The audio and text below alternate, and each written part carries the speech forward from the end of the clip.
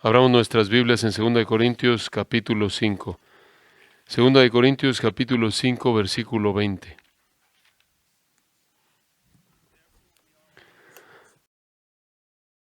Así que somos embajadores en nombre de Cristo, como si Dios rogase por medio de nosotros. Os rogamos en nombre de Cristo, reconciliaos con Dios. Al que no conoció pecado, por nosotros lo hizo pecado, para que fuésemos hechos justicia de Dios en él. Oremos.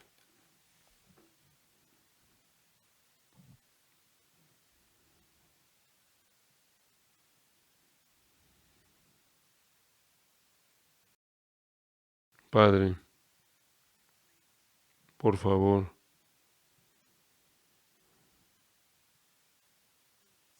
por favor, por favor,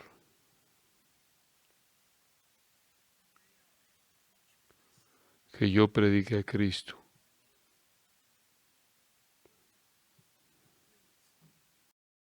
Por favor, abre ojos y oídos para que veamos a Cristo. Un don. Pedimos un regalo. Y hemos escogido lo mejor. Oh Dios, Cristo, Cristo, que veamos a Cristo.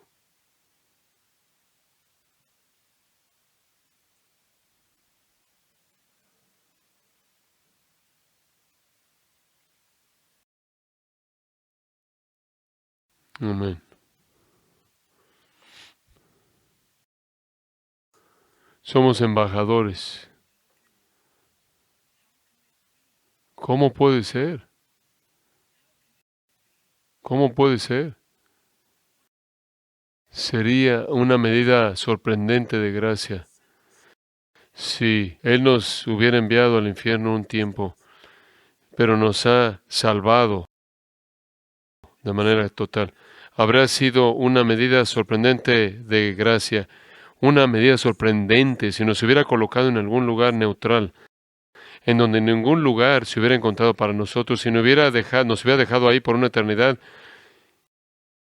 A la luz de nuestro pecado habría sido inconcebible que nos colocara al mismo nivel de los ángeles y nos hiciera siervos, pero nos ha hecho hijos.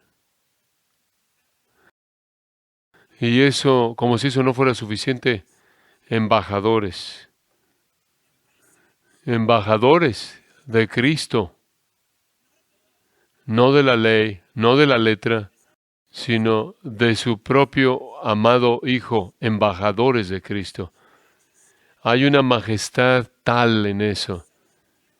Hay tal belleza ahí, sin embargo hay una belleza que es tan filosa, aguda, que mata al predicador.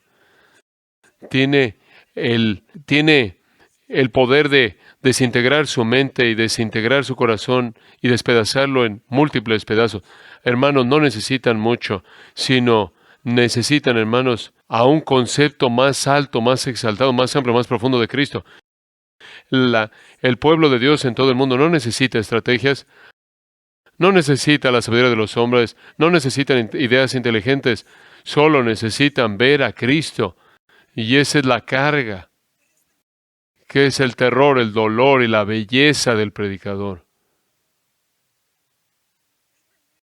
Hermanos, no somos hombres del pueblo, aunque debemos amarlos y caminar entre ellos. Primordialmente somos hombres de Dios.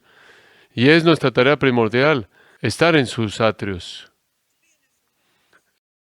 Estar en sus atrios. Estar al estrado de sus pies y no decir nada de lo que he tenido hasta ahora, no tengo nada. es suficiente. Debo tener más de Cristo y ver al pueblo de Dios y verlos con tan poco poder y tan distraídos y clamar a Dios. No soy un predicador. No soy un predicador. Entonces consume mi corazón con Cristo para que pueda estar ante tu pueblo y en la palabra proclamar, para que tengan una visión más grande de Dios, y al ver a Cristo es suficiente. Es suficiente. Pero, de nuevo, ese es el dolor del predicador. Porque un hombre jamás entraría en una profesión en donde cada vez que abre su boca palidece. No hay nada. Él es tan grande, la mente no puede comprenderlo. Y como Spurgeon siempre lamentaba, sea que tengas el vocabulario del más grande orador o que seas los labios de alguien que no sabe hablar, no importa. Todo lenguaje palidece. Todo idioma no es suficiente. Y entonces, en esta tarde, conforme consideramos algo que pueda terminar en un fracaso, Cristo, o que Dios me lo muestre a mí y a ti. Versículo 21. Al que no conoció pecado, por nosotros lo hizo pecado, para que nosotros fuésemos hechos justicia de Dios en él. El Evangelio de esta gran corona, de esta doctrina, de esta diadema majestuosa de teología, la piedra central que resplandece por encima de todas, que es la fuente de todas las otras doctrinas, el Evangelio de Jesucristo. Tantas personas en la actualidad están discutiendo tantas cosas.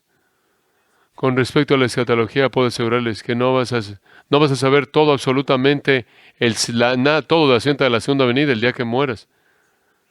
Pero estarás en la eternidad de eternidades en la gloria y no habrás alcanzado las faldas del Everest, del Evangelio de Jesucristo. Comprensión interminable de esta verdad seguirá y seguirá y seguirá conforme vemos de gloria en gloria lo que Dios ha hecho por nosotros en Cristo. Y te puedo asegurar, con la autoridad de las Escrituras, que esta es la cura para todo lo que es el problema de los predicadores y las iglesias. Tu predicador ve más profundo y más lejos en el corazón del Evangelio. Y conforme lo haces, todo lo demás estará en orden. El Evangelio, conócelo. Sé un hombre que lee libros antiguos, que clama a Dios en oración, para que el domingo, cuando vas al púlpito y abras tu boca, tienes algo que decir al pueblo de Dios. No acerca de una mera ética o una moralidad o de una persona que es incomprensible y llena de gloria de esa persona. Y aquí tenemos este texto. Hay tanto que decir antes de que lleguemos a este texto, pero el tiempo nos limita. Tendré que decir en primer lugar que este texto del versículo 21 no lo puedes entender. Es decir, hermano Pablo, no lo podemos entender a menos de que primero entendamos qué tan vil es el pecado. Pero no puedes entender eso, ni tu congregación, a menos de que entiendan quién es Dios. Ese es el primer paso en el Evangelio. No es el pecado del hombre. El primer paso en el Evangelio es el conocimiento de Dios. Puedes luchar con los hombres todo el día. Puedes tratar de convencerlos con todos los argumentos de lo terrible y lo horrendo que es el pecado, pero nunca lo verán. Tu tarea, predicador, es estudiar los atributos de Dios hasta que ardas con ellos. revela a Dios a tu congregación mediante la proclamación de la palabra, y ellos verán su pecado. Cuando predicas en las calles, predica los atributos de Dios. Y a la luz de eso, toda mancha oscura será vista de manera clara. Después tenemos frente a nosotros, antes de que podamos entenderlo, necesitamos entender cuál es el gran dilema. Y me sorprende esto. Conforme leo los libros antiguos, particularmente a los reformadores, hasta los puritanos, parece como si en toda página hablan de este tema y casi nunca lo oigo en la predicación moderna. Y el tema es esto. La pregunta más grande de todas las Escrituras, a lo que se reduce, según Pablo en el capítulo 3 del libro de Romanos, es este. Es un dilema divino. ¿Cómo puede Dios ser justo? ¿Cómo Él puede ser verdaderamente justo y sin embargo justificar al impío? Está mal. ¿Cómo puede ser hecho esto? Y antes de que entremos a nuestro texto, quiero mostrarles, usando el Antiguo Testamento, pasa por un segundo a Éxodo 34. Aquí tenemos una revelación de Dios a Moisés, que es paralela a Isaías 6, 5 y 6. El Señor descendió en la nube y estuvo con él conforme invocaba el nombre del Señor. Y pasó el Señor enfrente de él. Jehová, Jehová, fuerte, misericordioso y piadoso, tardo para la ira, grande en misericordia y verdad, que guarda misericordia millares, que perdona la iniquidad, la rebelión y el pecado, y que de ningún modo tendrá por inocente al malvado. Puedes ver dentro de este texto el problema. Cuando Él dice esto, que perdona la iniquidad, la rebelión y el pecado, es una manera de apilar, un término sobre otro, que Dios perdona todo tipo de pecado. Sin embargo, esta próxima afirmación nos lleva a más confusión cuando dice esto, y que de ningún modo tendrá por inocente al malvado. ¿Cómo puede esto ser verdad? ¿Cómo puedes tener ambas cosas en el mismo pasaje, relacionándose con el mismo Dios? Ahora, continuamos. Ve al Salmo 3. Ve al libro de los Salmos, Salmo 3, 2. Versículo 1. Salmo 32, 1, perdón. Salmo 32, 1 y 2. Bienaventurado aquel cuya transgresión ha sido perdonada y cubierto su pecado. Bienaventurado el hombre a quien Jehová no culpa de iniquidad y en cuyo espíritu no hay engaño. Escucha lo que dice. Dios cubre el pecado. Pensé que esa era la estrategia de los jueces corruptos terrenales, cubrir el pecado. ¿Cómo puede un Dios justo y santo cubrir el pecado? ¿Cómo? El dilema ético-moral filosófico de David debería morir. Adán debería morir. Noé debería morir. Abraham debería morir. David debería morir. Todos deberían morir si Dios es un Dios justo. ¿Cómo Dios puede cubrir el pecado y al mismo tiempo ser justo? Ve a Proverbios 17, versículo 15. El que justifica al impío y el que condena al justo, ambos son igualmente abominación a Jehová. Llegamos al Nuevo Testamento, especialmente a Romanos 3, a Romanos 4. ¿Y qué oímos? Oímos alabanzas de hombres y apóstoles y ángeles con respecto a qué? A que Dios justifica al impío. Dios justifica al impío. Y entonces escribimos coros de esto, predicamos de esto, exaltamos el perdón de Dios de los impíos. Pero aquí está el gran problema. Dice en el libro, en las Escrituras no pueden ser, y la Escritura no puede ser quebrantada, que cualquiera que justifica al impío es una abominación al Señor. Entonces, ¿cómo es que el Señor justifica al impío? Esta es la gran pregunta del Evangelio. Sin embargo, es descuidada en la actualidad. La gente no la entiende en la actualidad. No hay suficiente predicación de los atributos de Dios en la actualidad. Y después vayamos por un momento al libro de Miqueas. Y aquí revelaremos en parte de la respuesta a este dilema. Miqueas capítulo 7, versículo 18. ¿Quién es un Dios como tú que perdona la iniquidad y pasa por alto el acto rebelde del remanente de su posesión? Él no no retuvo para siempre su enojo porque se deleita en misericordia. Él volverá a tener misericordia de nosotros, sepultará nuestras iniquidades y echará en lo profundo del mar todos nuestros pecados. Y escribimos canciones de esto.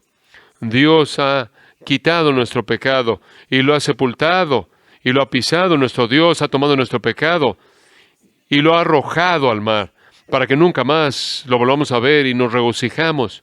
Pero eso no tiene sentido en absoluto si no es interpretado cristológicamente.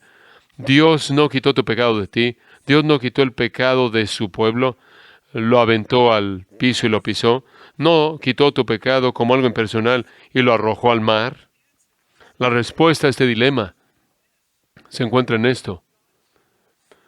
Dios quitó tu pecado de ti y lo colocó en el Cristo perfecto y lo pisó bajo la ira de Dios. Dios tomó el pecado de sus elegidos. Dios quitó el pecado de su iglesia y lo arrojó en Cristo y después arrojó a Cristo al mar de su ira. La única manera en la que Dios, según Pablo, puede ser justo y el justificador de los impíos es porque hay un rescate, es porque hay una propiciación, hubo un sacrificio tan puro, tan poderoso, tan agradable a Dios, que satisface las demandas de la justicia de Dios y satisface y apaga su ira. Ahora, a la luz de eso, veamos nuestro texto. Al que no conoció pecado. Ahora vemos eso y ¿qué pensamos? ¿Qué pensamos? Guardó la ley.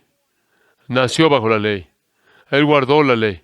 Sí, eso es verdad, pero es mucho más poderoso que eso. Es mucho más grande que esto. Permíteme darte un ejemplo. ¿Qué supones que sería el pecado más grande? ¿Crees que sería violar el mandamiento más grande? Amar a Jehová tu Dios con todo tu corazón, mente, alma y fuerzas. Ahora escúchame. Nunca ha habido un ser humano sobre este planeta de todos los miles de años de la humanidad, de todos los billones de personas que han caminado sobre esta tierra. Nunca ha visto una persona que por una fracción de segundo amara a Jehová, al Señor su Dios con todo su corazón, mente, alma y fuerzas. Piénsalo. Entre los billones de la simiente de Adán, ni uno por una fracción de segundo amó al Señor su Dios con todo su corazón, mente, alma y fuerzas. Sin embargo, este Jesús de Nazaret nunca por un segundo no amó al Señor su Dios. Nunca dejó ni por un segundo de amar al Señor su Dios con todo su mente, alma, corazón y fuerzas. Él es absolutamente sorprendente. Él es sorprendente. Grítalo desde los montes, que rompa tu corazón desde tu pecho. Esto, cristiano, ve este hombre Jesús y lo que hizo, nuestro conquistador, nuestro campeón. Hizo lo que ninguno de nosotros podemos hacer, ni muchos podemos hacer. Ninguno de nosotros. Y después dice que Él fue tentado en todo según nuestra semejanza, hermanos. Piensen. Cuando predicas este texto, oh sí, fue tentado en todo según nuestra semejanza, como nosotros. Él nunca falló. Oh sí. Pero no estás entendiendo. Imagínate que a mi lado estuviera un levantador de pesas de alto mundial y le colocas 45 kilos de una barra olímpica y lo pones en mi espalda y le pones 2 platos de su lado, 135 en él, 135 conmigo, estamos bien todavía. Lo elevamos un poco, le colocamos más platos y ahora tiene 2.25 y yo 2.25. Todavía puedo inclinarme con eso. Entonces estoy bien. Pero después pasas y ahora tienes 6 placas, 3.15 aquí, 3.15 allá. Estoy comenzando a temblar. No quiero subir porque no voy a subir. Él está bien. Después colocamos 8 placas. 405, él ni siquiera está sudando. Yo ya me caí al piso, estoy quebrantado en 1000 pedazos.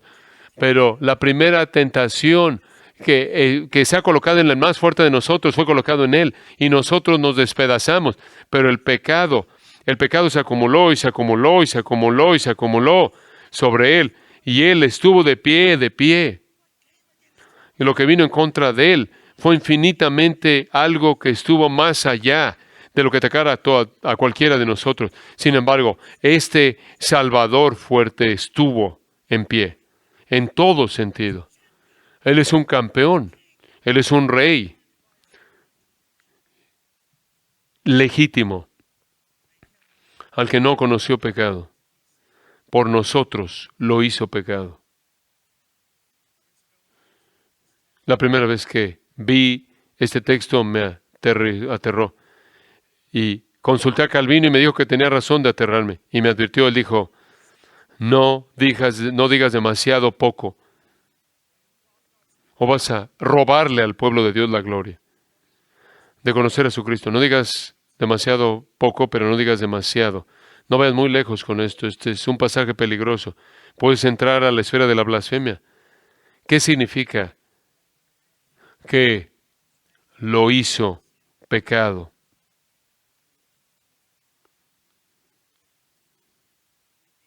Creo que la respuesta, afirmada también por muchos, Martin Lloyd-Jones, particularmente en el versículo 21, responde la pregunta, ¿qué significa que a Cristo lo hizo pecado? ¿Qué significa que nosotros fuésemos hechos justicia? Ve el texto, al que no conoció pecado por nosotros lo hizo pecado, para que nosotros fuésemos hechos justicia de Dios en Cristo. El momento en el que creemos en Cristo, de alguna manera nos confundimos con una gracia de tal manera que nuestra naturaleza es transformada más allá de lo corruptible y nos volvemos seres perfectos. No. ¿Qué pasa cuando creemos en Cristo? La justicia nos fue imputada. Ahora escucha lo que voy a decir con atención. Voy a añadir una palabra que con frecuencia no es oída. El momento en el que creemos en Cristo, fuimos forénsica o legalmente declarados justos con Dios. Y Él nos trató como si estuviéramos bien con Él. Tratados. No olvides esa palabra, tratados, para entender la cruz. En el momento en el que creímos en Cristo, fuimos legalmente declarados estando bien delante del trono de Dios, y Dios nos trata como si estuviéramos bien. Aun cuando un cristiano está bajo la disciplina amorosa de Dios, todavía está en el contexto de ser tratado bien con Él. No es un juez, sino un padre. Entonces, ¿cómo es que Cristo se volvió pecado? En el Calvario, los pecados del pueblo de Dios le fueron imputados a Él. Y Él legalmente es declarado culpable, y Él es tratado como tal. Tratado como tal. ¿Acaso eso te hace temblar? Si no te hace temblar, es porque de nuevo hay una falta de entendimiento de los atributos de Dios. Porque el Dios perfectamente santo, el hecho de que el Dios perfectamente santo tratara al pecador como un pecador va más allá de terror. Y no es algún tipo de infierno de Dante pervertido, tortura. Es la santidad enceguecedora blanca de Dios manifestada. ¿Lo ves? Él se volvió pecado. Noten que es tan difícil de entender. ¿Por qué? Porque cuando fuimos concebidos en pecado, nacimos en pecado. Venimos de un pueblo, de pueblo inmundo, de labios inmundos. Bebemos la iniquidad como agua. ¿Cómo es que podemos entender que el Dios santo, que el Hijo de Dios santo y perfecto, quien siempre ha conocido comunión perfecta con el Padre, cómo es que ahora podamos entender lo que significa llevar el pecado? Imagínate cuando en una iglesia busca alcanzar a las prostitutas, y esta mujer, ella es pura, tan pura como cualquier mujer ha sido. Ella es una santa querida. Lo mínimo ofende su espíritu, pero sale a alcanzar almas en la calle, a prostitutas, pero conforme está ahí entregando folletos, viene la policía y atrapan a las prostitutas y las arrojan y se las llevan a ella con las prostitutas. Y las prostitutas están ahí. Y más tarde en la oficina de policía están ahí en sus celulares, están ahí limándose las uñas, hablando por celular. Pero esta hermana querida está ahí en la esquina, no puede respirar. Su vida entera está dislocada y fracturada. El hecho de que ella va más allá de sí misma. Ella está histérica, ni siquiera comienza. De hecho, ni siquiera hubiera sido usada en una ilustración comparada. Es mínimo. Esto es palidez en comparación con la realidad de que Cristo llevó los pecados sobre sí mismo. Este texto nos dice que Cristo fue hecho pecado. Y piensas, detente, Pablo, detente, es suficiente. Él se volvió pecado, muy bien. Pero después cuando pensamos que no se puede volver más oscuro, Pablo nos lleva más bajo al calabozo, a Gálatas capítulo 3. Observa lo que dice Gálatas 3.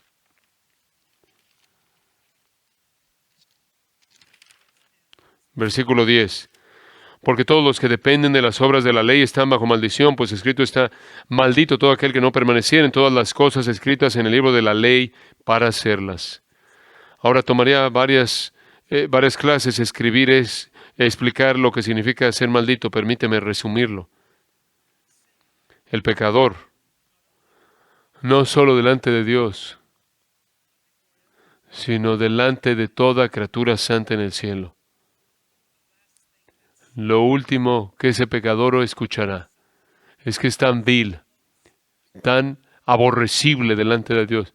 Lo último que ese pecador oirá cuando él dé su primer paso al infierno es que toda la creación, todo el cielo, estando de pie para aplaudir a Dios porque Dios se ha deshecho de él. Después, versículo 13. Cristo nos redimió de la maldición de la ley, hecho por nosotros maldición, porque está escrito, maldito todo el que es colgado en un madero.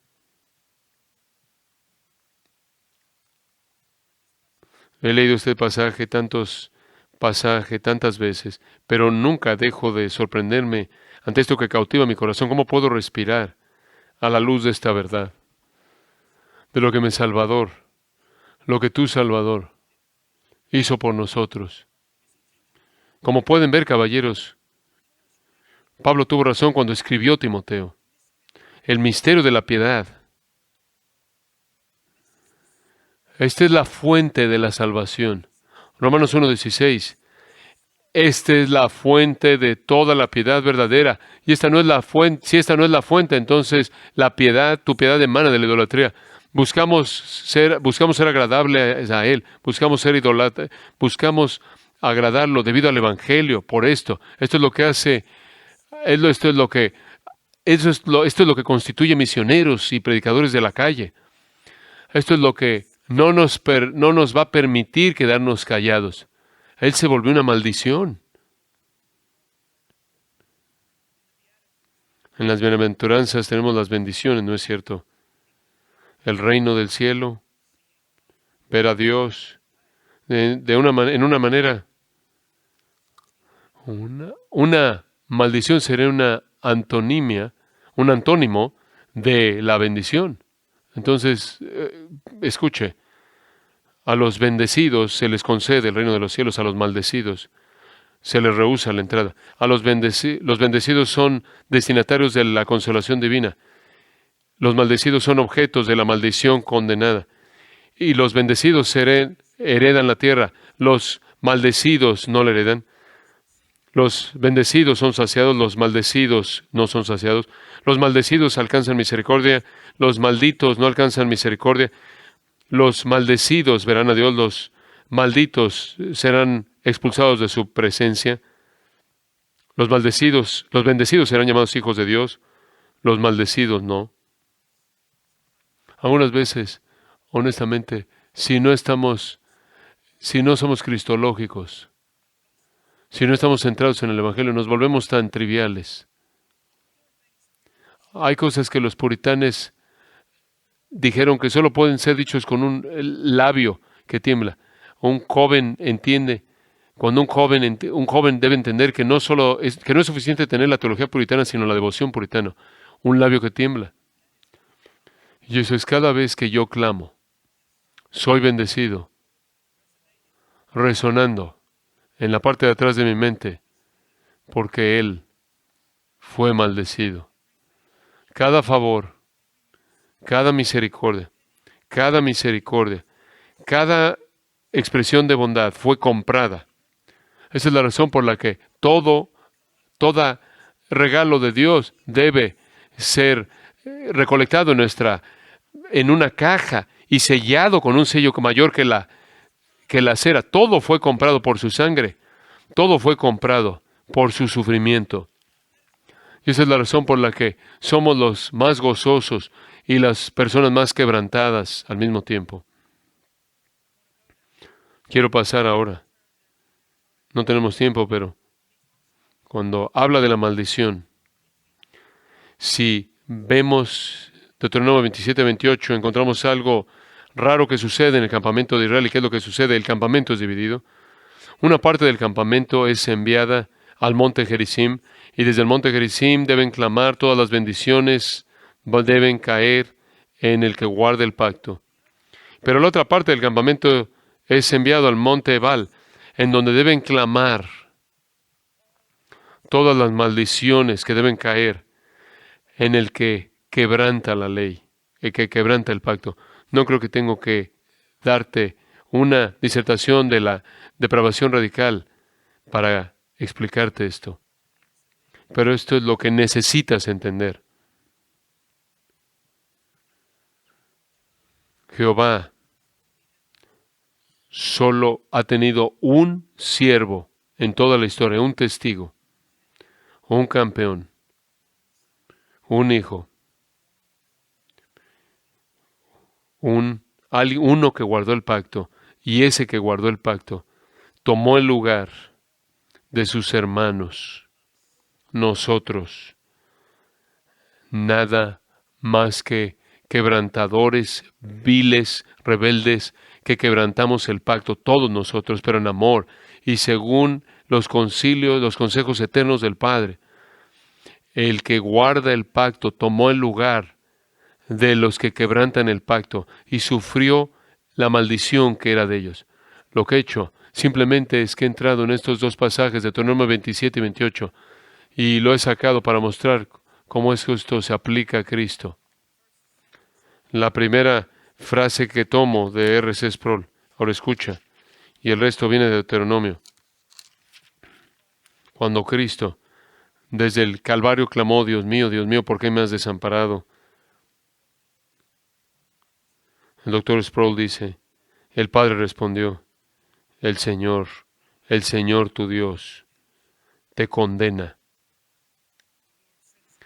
El Señor envía sobre ti maldición y hasta que perezcas. El Señor te maldice, te azota y vas a ser quebrantado en la tarde. Como el hombre anda a tientas, el Señor se deleita sobre ti para hacerte perecer y serás despedazado de la tierra y serás maldito en el campo. Maldito serás cuando entres y cuando salgas. Los cielos que están sobre tu cabeza serán de bronce, y la tierra que está debajo de ti será hierro. Serás un horror y proverbio y burla para todos los pueblos. Que estas maldiciones vengan sobre ti, te busquen y te venzan hasta que seas destruido, porque no obedeciste a Jehová tu Dios al guardar tus mandamientos y estatutos que Él te mandó. La gracia común es tan pasada por alto. Diariamente, cada día del la vida del pecador, el cielo debería estar gritando condenación contra él. ¿Me entiendes? A todo lugar que vas, cada paso que das, cada, cada parte de tu corazón, solo o escucharás en tus oídos una y otra vez, maldito, maldito, maldito. Y después, la maldición de Dios vino en el juicio, vendrá en el juicio, y cuando seas arrojado al infierno, a maldito, maldito. Pero nuestro hermano mayor, el que guarda el pacto, el Mesías, el Hijo de Dios, el campeón, el victorioso, viene y toma nuestro lugar. Y Él lleva la maldición en nuestro lugar. Escrito aquí. Así como Cristo llevó nuestro pecado en el Calvario, es como alguien que se levanta en secreto. Fue maldecido como alguien que deshonra a su padre y a su madre, que guía a los ciegos, que es cruel. Fue maldecido como, o alguien que distorsiona la justicia y que es cruel con el huérfano, la viuda. Es maldecido como alguien que cometió inmoralidad, como alguien que mató al inocente. Fue maldecido como alguien que no se conforma, que no confirma las palabras de la ley al hacerlas. Es interesante que en el libro de Proverbios, simplemente a manera de ilustración, dice, como un ave volando, así una maldición sin causa no vendrá. Entonces, ¿cómo es que vino esta maldición? Solo porque Él tomó mi lugar. Es la única manera por la que la maldición vino sobre Él, porque tomó mi lugar y llevó nuestro pecado. De nuevo leamos. El maldito, la maldición cayó sobre él no por una falla en su virtud ni sus obras, sino porque llevó los pecados de su pueblo y llevó su iniquidad ante el juicio de Dios. Allí estuvo él, descubierto, vulnerable y no protegido ante todo recurso de juicio de Dios contra nosotros. David dijo esto: bienaventurado el varón cuya transgresión es perdonada y cuyo pecado es cubierto. Bienaventurado el varón a quien el Jehová no lo culpa de pecado, y en quien no hay engaño. Y el pecado imputado en el pecado, fue expuesto ante ante los huestes de los cielos, y tanto demonios como ángeles. La transgresión llevó, y los pecados él llevó, y no fueron cubiertos, y el hombre es considerado cubierto porque la iniquidad no es imputada a él. Y entonces Cristo fue maldecido más allá de toda medida, porque nuestra iniquidad cayó sobre él. Hubo una advertencia que se dio a las naciones, a la nación de Israel, y fue así. Con respecto al que viola el pacto, el que desobedece la ley de Dios, la ira de Dios arderá contra él, y toda maldición que está escrita sobre este libro descansará sobre él, y el Señor borrará su nombre de debajo del cielo. El Señor lo apartará para adversidad de todas las tribus de Israel, según todas las maldiciones del pacto que están escritas en el libro de la ley. Algunas veces cuando estoy dando testimonio o predicando en las calles, cuando doy testimonio, y algún pecador se pone, es bastante atrevido, y le digo, eres muy atrevido, pero en el día del juicio vas a ser apartado para ser juzgado. Muéstrame la fortaleza de tus rodillas en ese día. Jáctate en ese día. No temo miedo, escúchame, te vas a derretir ante un horno de fuego como una figura de cera, con ningún abogado, a menos de que ahora corras a Cristo. Hay un pasaje de bendición arónica, es hermoso, pero de nuevo, algunas veces no entendemos el punto. Jehová te bendiga y te guarde. Jehová haga resplandecer su rostro sobre ti y muestre gracia a ti. Jehová levante su semblante sobre ti y te dé paz. Y le enseñamos esto al pueblo de Dios, sin decirles, esto es imposible. ¿Cómo es que Dios pueda hacerle esto a pecadores? Y es solo porque en la cruz, el único que merece una bendición así de Yahweh es el que llevó la maldición para que nosotros pudiéramos ser bendecidos. Vayamos al huerto ahora con el tiempo que nos queda. Esto es asombroso.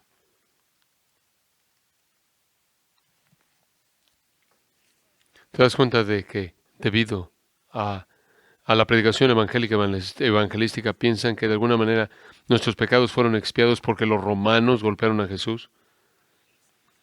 Viene la Pascua y me da miedo por los sermones que vamos a oír. El predicador va a decir cosas como esta. Cristo dijo, que esta copa pase de mí, que esta copa pase de mí. Y dicen, después normalmente dicen, en su omnisciencia vio hacia adelante y vio cómo venía, iba a ser azotado, y la corona de espinas, y vio las clavos en sus manos, en sus pies, e hizo que sudara como grandes gotas de sangre. Bueno, permítame decirte algo. La agonía física de Cristo fue absolutamente esencial en la expiación y no quitó nada de eso. Pero si es lo único que le dices a tu congregación, no les estás hablando del Calvario. Y lo voy a probar durante los siguientes 3 siglos.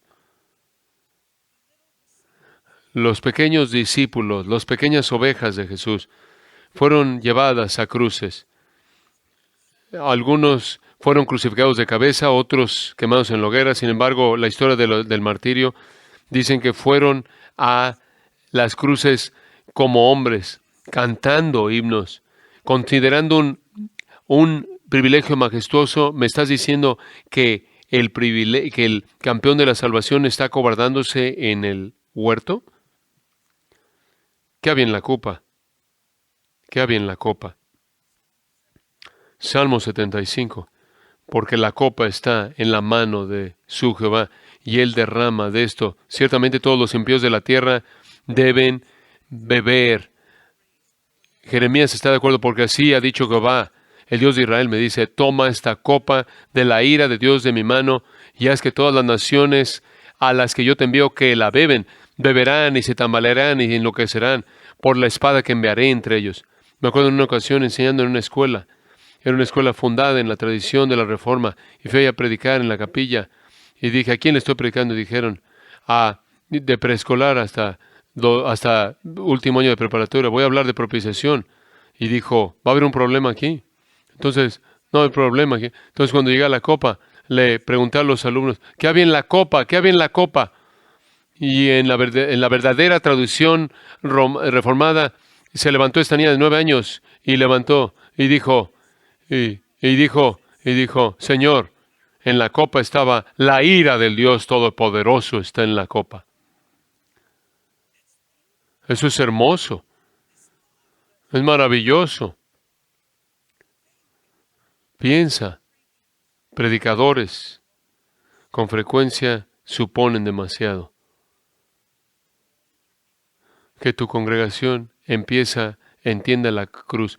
Por todo el mundo la gente me ha dicho en lágrimas, hermano Pablo, he confiado en Cristo, pero nunca podía entender con esta predicación cómo el hecho de Romanos y los judíos pensaba que expiaba mi pecado, pero ahora lo entiendo. Él fue molido, le agradó al Señor, a Jehová, quebrantarlo. Imagínate, estás en una pequeña villa y estás a 1/8 de milla de una presa, y la presa está llena hasta el punto, hasta el máximo, y de pronto te levantas y vas y ves el dique de la presa y ves que está rota, y un muro de agua más alto que tú empieza a caer. Vas a morir, no hay manera de escapar. Y nadie va a oír de ese momento, va a conocer tu nombre. Vas a morir, vas a ser quitado de esta tierra. Y antes de que te ahogue con esa ola, de pronto alguien pasa y lo bebe para que nadie, ni una gota de agua, te moje y alcance tu calcetín. Y así fue Cristo el Todopoderoso en el Calvario. tomó nuestro pecado y llevó la ira del Dios Todopoderoso. Y oigo a un hombre decir, esto es abuso de niños, de abuso cósmico de niños, infantil. Por favor, claro, esta es la verdad más preciada para mí porque mis pecados son tan altos. Solo funcionaría así para que me salvara. Una vez estaba predicando en una universidad secular. Conforme estaba predicando acerca de la expiación, un alumno se puso de pie y me hizo una pregunta. Le dije, ¿cuál es tu pregunta? ¿Cómo puede un hombre cómo puede un hombre sufrir por unas cuantas horas en una cruz, salvar una multitud de hombres, a una multitud innumerable de hombres de juicio eterno? Le dije, hijo, tú lo pensaste para mal, pero Dios lo quiso para bien. Gracias por esta pregunta, pero ahora siéntate. ¿Quieres saber cómo es que un hombre muriendo solo por unas cuantas horas en un árbol puede salvar una multitud de hombres de una eternidad en el infierno? Porque ese hombre vale más que todos ellos juntos. Tú tomas los montes y las montañas y los payasos, tomas todo planeta, toda estrella, toda forma de belleza, todo lo que canta, todo lo que trae vida, y lo ponen todos en la balanza y colocas a Cristo del otro lado. Y Él pesa más que todos ellos juntos. Él pesa más que todos ellos juntos. Hermanos, este es el que buscamos. Ve a tu estudio. Ve a tu estudio. Ruega ahí. No para que te vuelvas más inteligente que el próximo hombre, sino que contemples tu gloria hasta que te duela y te desintegre y te vuelva a levantar y te haga un predicador.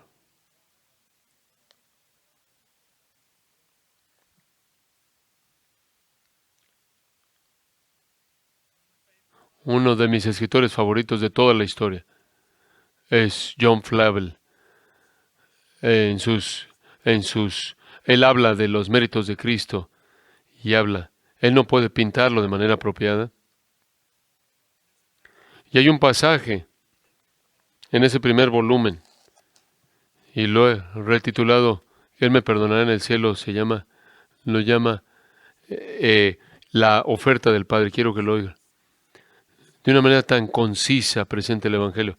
El Padre habla en la eternidad pasada y dice, hijo mío, aquí hay una compañía de almas miserables y pobres que no ahora están abiertas a mi justicia.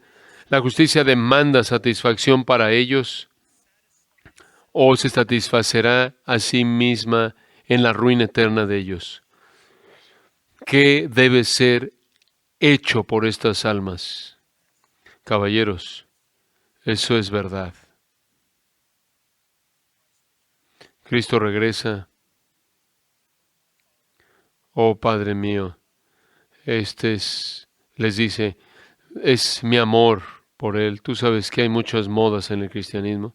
Una de ellas es que es una verdad espectacular, que necesita ser entendido. Es que Dios ha hecho todo para su propia gloria y eso es verdad, verdad, verdad. Pero a veces oigo especialmente a los predicadores jóvenes usándolos de una manera que disminuye el amor de Dios que tiene por su pueblo. Dios ha hecho todo lo que ha hecho para su gloria. En Deuteronomio 27, ¿por qué me amas? Y Dios le responde, te amo porque te amé. Es para su propia gloria, sin embargo, nos ha amado. Y lo más especial para mí es que Cristo fue al Calvario por amor, por pecadores, por amor, por su novia. Y Flavel está diciendo, oh Padre mío, ese es mi amor y compasión hacia ellos. En lugar de que mueran eternamente, soy responsable por ellos. ¿Quién puede decir eso más que la deidad? Yo, Padre.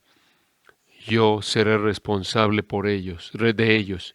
Y después él dice, escucha esto, Padre, trae todos tus recibos, tus facturas para que yo vea cuánto deben. Y después dice él, Señor, tráelos todos. Escucha esto, escucha. Señor, tráelos todos para que no pueda, para que no quede nada en contra de ellos. ¿Escuchaste eso? Que no quede nada. Que libertad, expiación perfecta, sacrificio perfecto, libertad. Libertad. No hay pago. Todas las facturas, los recibos están pagados para que no haya ningún recibo que quede pendiente. Y mi mano lo va de... Yo escojo sufrir, prefiero escoger la ira que merecen sobre mí, mi padre sobre mí.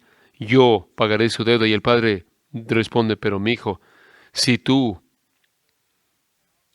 pagas, tú debes pagar hasta el último. No esperes que se suavice esto. Cuando vamos por el río Amazonas y ves que sale esta nube ahí porque sabías que tan solo tengo unos momentos para llegar a la costa, porque si no llego a la costa vamos a hundirnos. Lloras porque esa nube espera que se divida en dos, una en una dirección y la otra de la otra, y de esta manera estarías a salvo. Estás orando porque se abata, pero él dice, no esperes que se abata el juicio, hijo. Si yo los perdono, no te voy a perdonar a ti. Si no los libro a ellos, no los libraré, no te libraré a ti. Está bien, contento, yo lo hago, lo haré totalmente. Y aunque aunque empobrezca todas mis riquezas y vacíe todos mis tesoros, estoy contento en recibirlo, contento en recibirlo. Terminaré al decir esto. Una de las cosas más grandes que fueron mencionadas hace 2 días atrás, una de las narrativas más grandes del Antiguo Testamento es Abraham. Se le mandó a que llevara a su hijo Isaac a sacrificarlo. Y repito lo que se dijo. Escucha el idioma.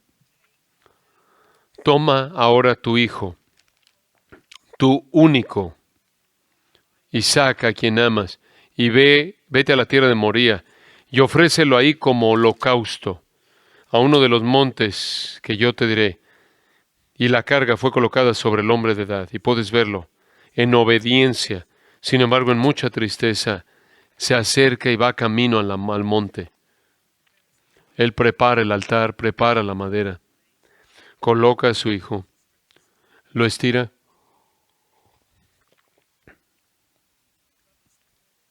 descubre descubre el cuchillo de pedernal que pudo haber sido el mismo que usó para circuncidarlo, estira la mano hacia atrás y su voluntad se rinde a la voluntad de Dios, y en ese momento su mano es detenida.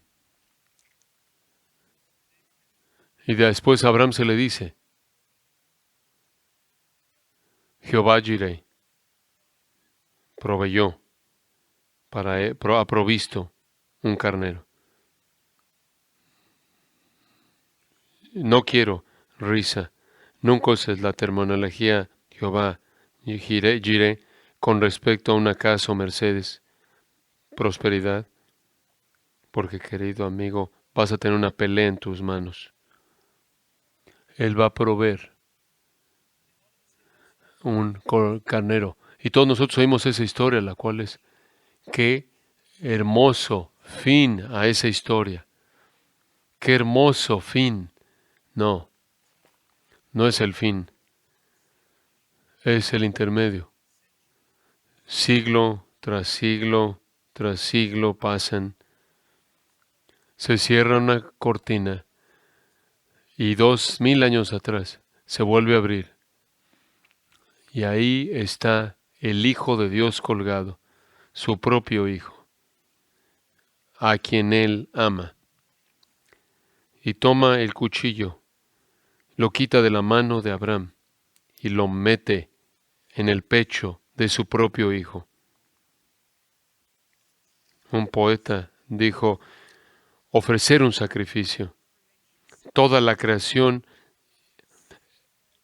manda el llamado, ofrece un sacrificio, ofrece el sacrificio al inocente, al justo. El justo debe ser matado. Ofrece el sacrificio y trae a hombres de regreso a Dios. De nuevo somos embajadores de esta perla. Somos embajadores de este tesoro. ¿Cómo puede ser, hermanos? Huye de aquí. Huye de aquí y vete a tu estudio y búscalo, y búscalo, y búscalo, para que puedas revelar más y más y más de Él a tu congregación, y al grado que ellos entiendan estos y sus corazones realmente son regenerados, van a crecer en santidad, van a crecer en devoción, y después sal a las calles. No luche, no pelees por la política, no pelees con los hombres de ciertos estándares éticos. Proclama quién es Dios y lo que Dios ha hecho. Ve, cuéntalo en la montaña, pero antes de que vea a la montaña, asegúrate de que cuando abras la boca, algo salga. Y debes saber esto, todo el conocimiento en el mundo fuera de la oración, todo el conocimiento del mundo, sin el Espíritu del Dios vivo, no te va a servir de nada. Caballeros, cuando yo fui llamado por primera vez en el ministerio por mi pastor, un hombre sorprendente, él me vio y dijo esto: niño, ¿puedes estar solo? Yo pensé que lo que quiso decir es esto: voy a predicar la verdad, no, nadie me va a querer. Esto es lo que quiso decir, mientras que todos los niños, otros niños, van a retiros cristianos y están ahí, están con la multitud. ¿Tú podrías estar solo con Dios? ¿Puedes hacerlo tu morada? ¿Puedes ser un pájaro raro? ¿Puedes quedarte con Él por un tiempo? Caballeros, caballeros, el mundo necesita a Cristo, la revelación de Cristo. Y a ti se te ha dado el privilegio de predicar a Cristo. Ahora haz tu trabajo.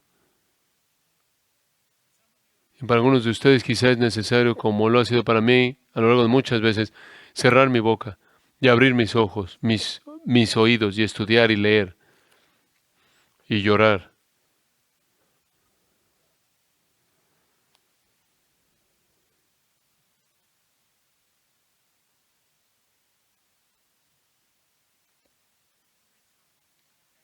Cada vez que entramos a un púlpito, no somos los líderes motivadores. Somos Ezequiel. Y Dios nos dice, nos manda ese valle de huesos secos. ¿Pueden estos huesos vivir? No lo negaremos en incredulidad, como ustedes saben. Y nosotros no vamos a ser presuntuosos y diremos sí, sino diremos, oh Señor, tú sabes. Entonces profetiza, profetiza. Todo, acerca de todo en el reino es sobrenatural. No estas tonterías sobrenaturales de los evangélicos contemporáneos, sino sobrenaturales, lo sobrenatural realmente. Los hombres solo son convertidos de manera milagrosa, la obra del Espíritu, y el Espíritu promete trabajar cuando profetizamos. No alguna idea torpe que se nos ocurre, sino la palabra escrita de Dios.